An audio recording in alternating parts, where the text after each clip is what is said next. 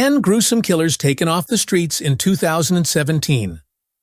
Welcome back to Creepshow, where we dive into the twisted and terrifying stories of true crime from around the world. Today, we're exploring 10 gruesome killers who were taken off the streets in 2017. From chilling confessions to disturbing motives, these criminals terrorized their communities until they were finally apprehended. In this video, we'll uncover the horrifying details of each case and the relentless investigations that brought these killers to justice. Let's get into the stories of 10 ruthless killers who thankfully will never roam free again. Number 10. Takahiro Shiraishi, the online predator. In October 2017, Japanese police arrived at the home of 27-year-old Takahiro Shiraishi while investigating a young woman's sudden disappearance. During their visit, Shiraishi gestured toward a cooler, leaving officers horrified by his casual statement. The woman they were seeking was inside. Inside the cooler, they discovered her remains. As they searched the apartment, they made a series of gruesome discoveries: 8 other dismembered victims. Shiraishi later explained that his string of murders began as soon as he moved into his new residence in Zama, located in Kanagawa Prefecture. He claimed all of his victims had been seeking an end to their lives. Shiraishi connected with them through social media and lured them to his home by promising to help them. Upon arrival, he would reportedly drug each person before strangling them. The police later found tools used for dismemberment, as well as other unsettling evidence. It remains unclear whether all his victims had initially wanted to die, but their final moments were cruelly taken from them. Investigators began to connect Shiraishi to his crimes after capturing footage of him with his most recent victim. A concerned citizen eventually reached out to authorities, assisting in a sting operation that led them to Shiraishi's apartment, where they made this disturbing discovery. Number 9. Cosmo DiNardo and Sean Kratz, the killer cousins. While investigating the disappearance of 19-year-old Dean Finocchiaro, Philadelphia police made a disturbing discovery on the sprawling 90-acre DiNardo family estate in Bucks County. Finocchiaro's body was found in a deep pit, and a closer search of the property revealed the skeletal remains of 3 other young men who had all disappeared in July. All 4 victims had been murdered by Cosmo DiNardo, a 20-year-old cannabis dealer. Allegedly, after disputes involving drug transactions, DiNardo shot his victims. He then burned the bodies in a large drum before burying them together in a shared grave. His cousin, Sean Kratz, was also taken into custody. Although Kratz was reportedly present for 3 of the murders, his lawyer insists that he did not carry out any of the killings himself. Authorities grew suspicious of DiNardo after he attempted to sell a vehicle belonging to one of his victims, Thomas Meo, shortly after Meo's disappearance. Eventually, DiNardo confessed to all 4 murders in exchange for taking the death penalty off the table. Number 8. Fredrick Scott, the Indian Creek Trail Killer. For over a year, Kansas City was haunted by a series of mysterious murders. The victims were attacked while engaging in everyday activities, like walking their dogs or hiking along the Indian Creek Trail. Authorities noticed striking similarities between the killings, but struggled to confirm whether a single person was behind them. By September, however, a breakthrough emerged.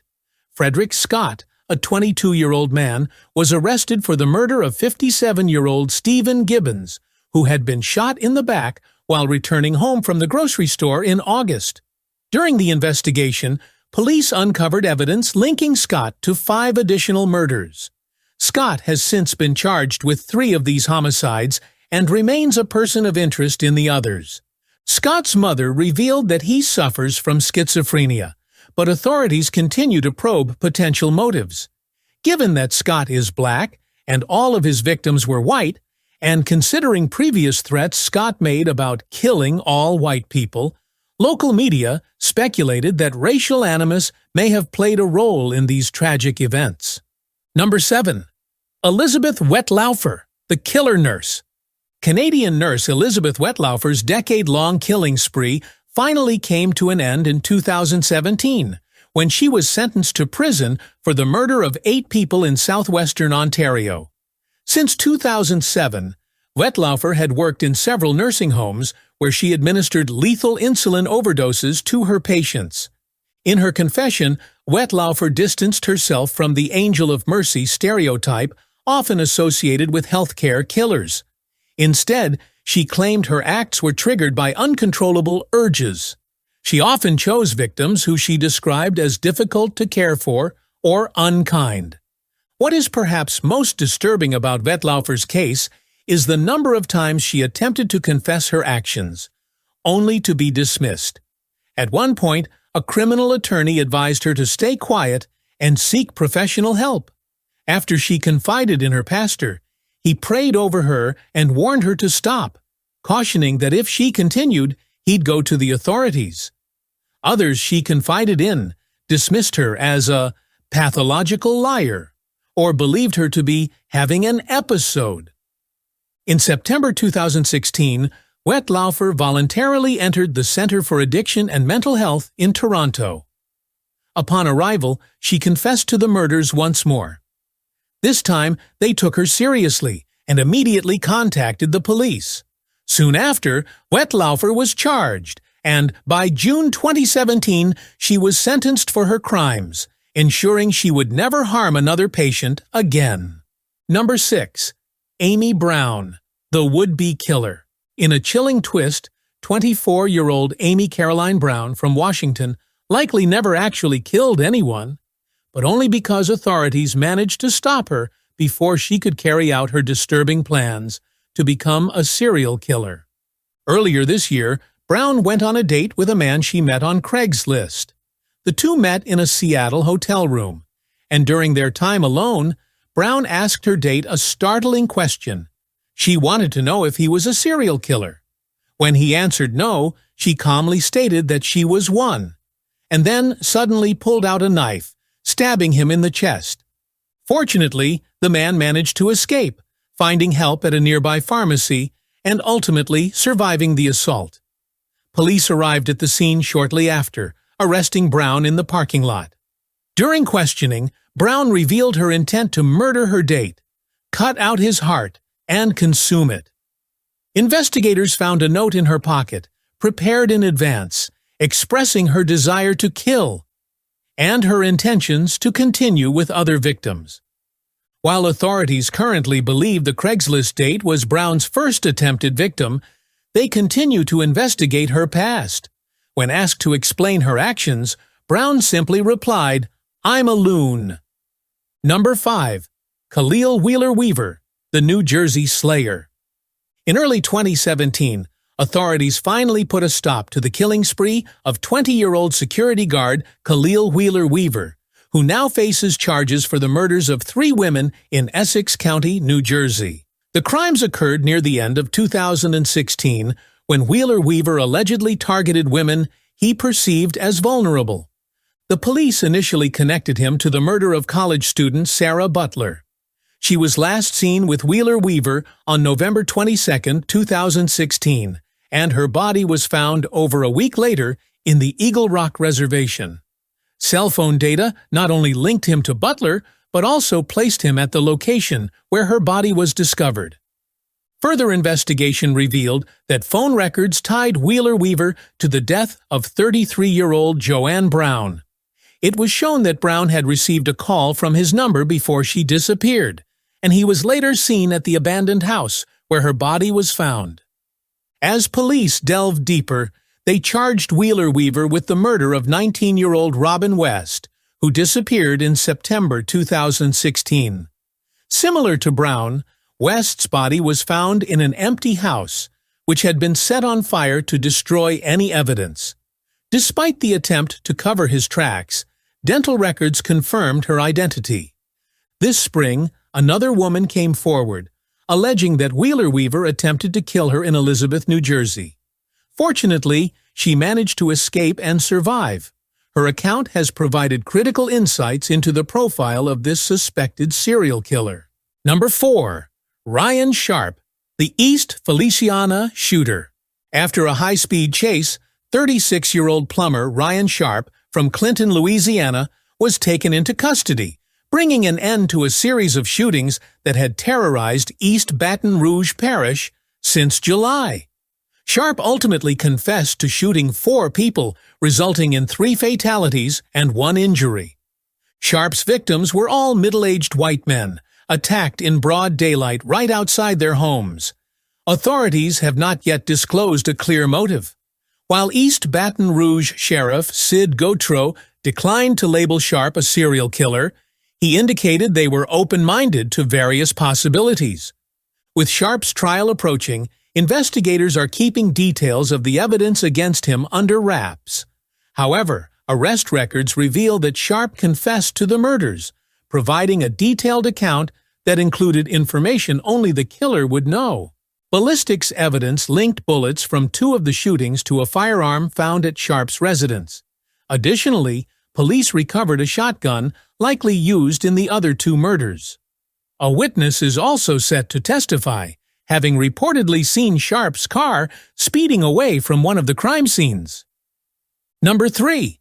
Nathaniel Petgrave, the Fort Lauderdale killer. In Fort Lauderdale, Florida, investigators found the dismembered body of 46-year-old Derek Wesley Tucker on October 27th. Tucker had been killed with a machete and hacksaw, and a chilling message was scrawled in his blood beside the body. 4 stop wait time. Despite the brutality of the crime scene, police quickly identified a suspect, 22-year-old security guard Nathaniel Petgrave. He had been linked to other murders in the prior week, but was released temporarily as authorities awaited ballistic results. Petgrave's killing spree began on October 20th, when he approached 2 homeless men sleeping outside a gas station and shot them at close range. The following day, he casually engaged a man outside a convenience store, then shot him in the head moments later before driving away, completely unaware that the incident had been captured on surveillance footage. Police began canvassing homeless shelters with grainy footage, hoping someone might recognize the figure. Eventually, one individual suggested that the man in the video could be Nathaniel Petgrave. When authorities located Petgrave, he was in a stolen truck. Inside, they found bullet casings that matched those from the crime scenes, along with documentation confirming he owned a Ruger handgun, the same model used in the shootings. Although the gun itself was missing, Petgrave's quick return to violence with the murder of Tucker, soon after his release, provided the final link. Upon his second arrest, he confessed to the murders and admitted that the bloody message by Tucker's body was his way of marking him as his 4th victim. Unbeknownst to him, one of the homeless men had actually survived. Number 2. Aaron Saucedo, the Maryvale shooter. 23-year-old Aaron Saucedo from Phoenix, Arizona, may finally face justice as his trial approaches. Saucedo is accused of being the Maryvale shooter, suspected in the deaths of 9 people and injuries of 3 others in a total of 12 separate shootings across 2015 and 2016. Most of these attacks took place in the Maryvale neighborhood of Phoenix. While detectives have not highlighted any racial motivations, many of his victims were young Hispanic men or young black women. Brad Garrett, a former FBI profiler, described the shooter as a thrill killer, suggesting that he sought intimacy by approaching his victims and engaging with them before opening fire. The first shooting in this spree occurred in August 2015, but it wasn't until a year later that Phoenix authorities recognized they were dealing with a potential serial shooter. Initially, Saucedo was only linked to the murder of Raul Romero, his first known victim, due to a personal connection. When police apprehended Saucedo in April 2017, they believed Romero's murder was an isolated act, as Romero had previously dated Saucedo's mother. However, suspicions grew that Saucedo could be the serial shooter after ballistics tests connected his firearms to several other crime scenes. Although police have yet to release full details of the evidence, Court documents suggest that the case relies heavily on ballistic matches. Additionally, witnesses reported seeing a black BMW sedan, similar to one Saucedo owned, at several crime scenes. Other accounts mention a white Cadillac or Lincoln, raising questions about whether Saucedo may have had an accomplice, especially since one witness reported seeing a passenger in the back seat. Number 1. The Moscow Cleaners. A gang of 5 young Russians, calling themselves the Moscow Cleaners, set out on a brutal killing spree with the goal of cleaning up the streets of Moscow. Their twisted mission led to the deaths of 14 homeless individuals, and each member eventually received a lengthy prison sentence for their crimes. Led by 22-year-old Pavel Voitov, the group met on an ultra-radical forum where they bonded over their admiration for notorious Russian serial killer Alexander Pichushkin. Their violent spree began in July 2014, targeting homeless people they encountered in parks, metro stations, and other public spaces. Using hammers and knives, they inflicted dozens of wounds on their victims. In one particularly brutal incident, they stabbed a single victim 171 times. The most notorious member of the group was Elena Lobacheva, dubbed the Bride of Chucky for her fixation on horror films. As the only female in the gang, she attracted significant media attention, especially after admitting to experiencing sexual pleasure from the stabbings. Police later found graphic images and documents on her computer, labeled with chilling titles like Tenderness and Need This. Although the group had planned to kill a man named Prokhor Gorshkov, he managed to escape and later provided police with detailed descriptions of his attackers. This ultimately led to the gang's capture, ending their gruesome reign.